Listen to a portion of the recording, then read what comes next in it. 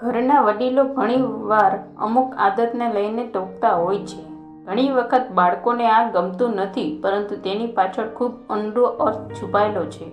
જ્યોતિષી અને વાસ્તુશાસ્ત્ર અનુસાર કેટલીક આદતો ઘરમાં નેગેટિવ ઉર્જા લાવે છે, જેના કારણે માતા લક્ષ્મી નારાજ થાય છે.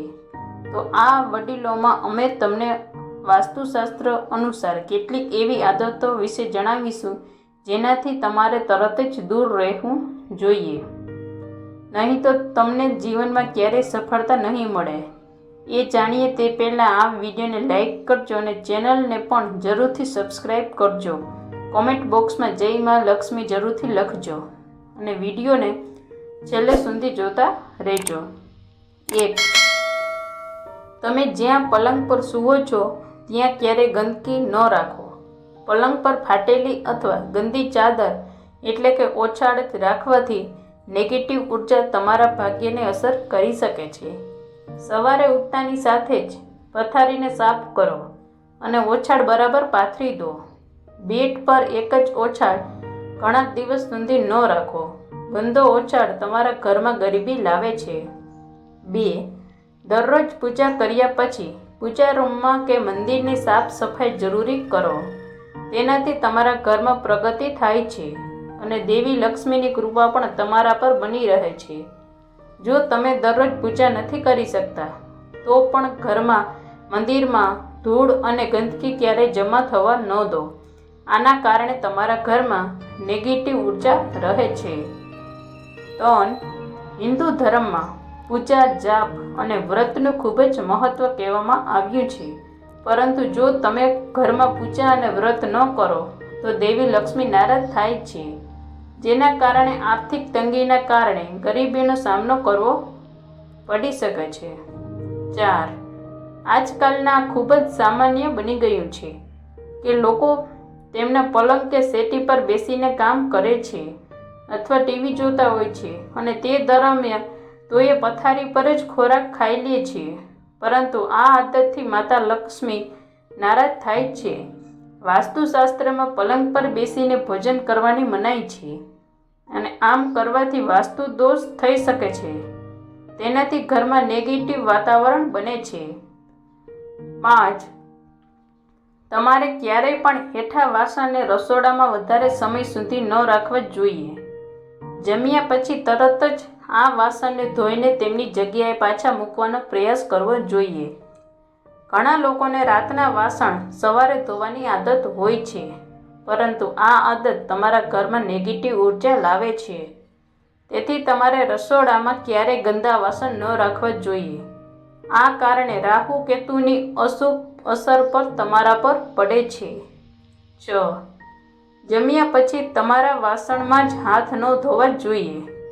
આવું કરવાથી તમે તમારું નસીબ નબળું કરો છો. વાસણમાં હાથ ધોવાથી તમારી આર્થિક સ્થિતિ નબળી પડે છે. આના કારણે તમારે સ્વાસ્થ્ય પણ બગડવા લાગે છે. તેથી જો તમે તમારા ઘરમાં સમૃદ્ધિ ઈચ્છો છો તો આ આદત છોડી દો. 7. ઘણા લોકોને ગમે ત્યાં બૂટ કે ચંપલ ફેંકવાની આદત હોય છે. બૂટ કે ચંપલ ફેંકવાની આ આદત તમારા જીવનમાં નેગેટિવ ઉર્જા લાવી શકે છે. ખાસ કરીને ક્યારેય પણ બૂટ કે ચંપલ મુખ્ય દરવાજા પર ન રાખો. તેનાથી ઘરમાં દેવી લક્ષ્મીના આગમનમાં અવરોધ આવે છે. બૂટ કે ચંપલ હંમેશા અલમારીમાં રાખો. 8. જૂના સમાચાર પત્ર છાપા પણ ઘરમાં ભેગા ન કરવા જોઈએ. આ પણ નેગેટિવ ઉર્જાનું કારણ બને છે, જેના કારણે પરિવારમાં અશાંતિનું વાતાવરણ સર્જાય છે. આવી સ્થિતિમાં જો તમારા ઘરમાં પણ જૂના છાપા લાંબા સમયથી પડ્યા હોય તો આજે તેને ફેંકી દો કે ભંગારમાં વેપારીને આપી દો. 9. જ્યોતિષશાસ્ત્ર અનુસાર સૂર્ય અસ્ત, સૂર્ય આથમી જાય પછી કોઈને પણ પૈસા ન આપવા જોઈએ. આમ કરવાથી તમારા કર્જનો બોજ વધી શકે છે. સુખ સમૃદ્ધિનો અભાવ પણ રહી શકે છે. આર્થિક નુકસાન થવાની સંભાવના છે. 10. સંધ્યા પછી દૂધ, દહીં અને મીઠું જેવી વસ્તુનું દાન ન કરવું જોઈએ. આ વસ્તુનું દાન કરવાથી આર્થિક સ્થિતિ નેગેટિવ ઉર્જા પ્રભાવ પડે છે. આ સિવાય જે લોકોના ઘરના મુખ્ય દ્વાર પર અંધારું હોય છે તેમના દરેક કામ પણ બગડી શકે છે, જેના કારણે ઘણી મહેનત કર્યા પછી પણ આપણને ઘણા કાર્યમાં સફળતા મેળવી શકતા નથી. વાસ્તુશાસ્ત્ર અનુસાર રાત્રે કપડાં ધોવાનું ટાળવું જોઈએ. આવું કરવાથી ઘરમાં નેગેટિવ ઉર્જા ફેલાય છે, કારણ કે રાત્રે નેગેટિવ શક્તિ વધુ અસરકારક હોય છે. તેથી રાત્રે કપડાં ધોવાથી ઘરના લોકો બીમાર પડી શકે છે.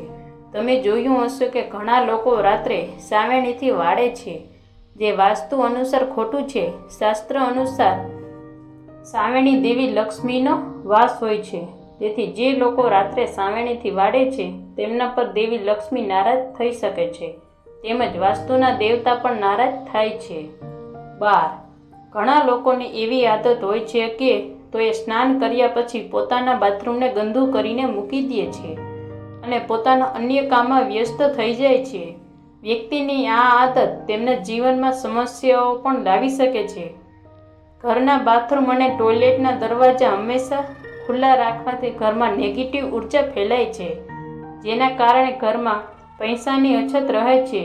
તેથી આ દરવાજા હંમેશા બંધ રાખવા જોઈએ. 13. ઘરમાં જૂના, ખરાબ કે કાટવાળા તાળાઓ ક્યારેય ન રાખવા જોઈએ. આ ખરાબ તાળાઓને કારણે પરિવારના સભ્યની પ્રગતિમાં અવરોધ આવે છે. આવી સ્થિતિમાં આ તાળાઓ તાત્કાલિક રિપેર કરાવો અથવા તેને દૂર કરો. 14. રસોડામાં રાંધણ ગેસ પર ખાલી અને એઠા વાસણ ન રાખવા જોઈએ. ગેસનો ચૂલો હંમેશા સાફ રાખવો જોઈએ. તેનાથી ઘરમાં સુખ, શાંતિ અને સમૃદ્ધિ આવે છે અને સમાજમાં માન સન્માન મળે છે. પુરાણોમાં કહેવાયું છે કે ચૂલા પર ખાલી વાસણ રાખવાથી ઘરમાં દીન્દ્રતા આવે છે. આવા લોકોના ઘરમાં ક્યારેય સમૃદ્ધિ નથી આવતી.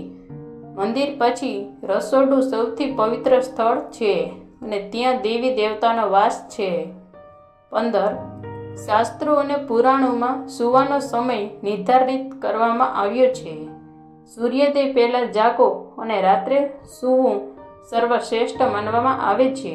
કેટલાક લોકો આળસના કારણે સૂર્યોદય, સૂર્ય ઉગી જાય અને સૂર્ય અસ્ત, સૂર્ય આથમી જાય તે સમયે સૂઈ જાય છે, જે યોગ્ય નથી. આમ કરવાથી દેવી લક્ષ્મી ક્રોધિત થઈને ઘરની બહાર ચાલ્યા જાય છે. સાંજનો સમય પૂજા માટે સર્વશ્રેષ્ઠ માનવામાં આવે છે. આ સમયે સૂવું અશુભ માનવામાં આવે છે. 16. ક્યારેય પણ એક કાંથે ચંદન ન લગાવવું જોઈએ. આવું કરવાથી દેવી લક્ષ્મી નારાજ થાય છે અને પૈસાની તંગીનો સામનો કરવો પડે છે. આ સાથે ચંદન લગાવ્યા પછી તેને સીધું ભગવાનને ન લગાવવું જોઈએ. તે સારું નથી માનવામાં આવતું. સૌથી પહેલાં ચંદનને એક વાસણમાં રાખો અને પછી તેને દેવી દેવતાઓને ચડાવો. 17. નખ દાંત વડે ચાવવાની આદત ઘણા લોકોમાં જોવા મળે છે. નખ ચાવનાર લોકોને સૂર્ય નબળો પડી જાય છે. આવા લોકોને આંખની સમસ્યા હોય છે અને કોઈ કારણ વગર મુશ્કેલીનો સામનો કરવો પડે છે.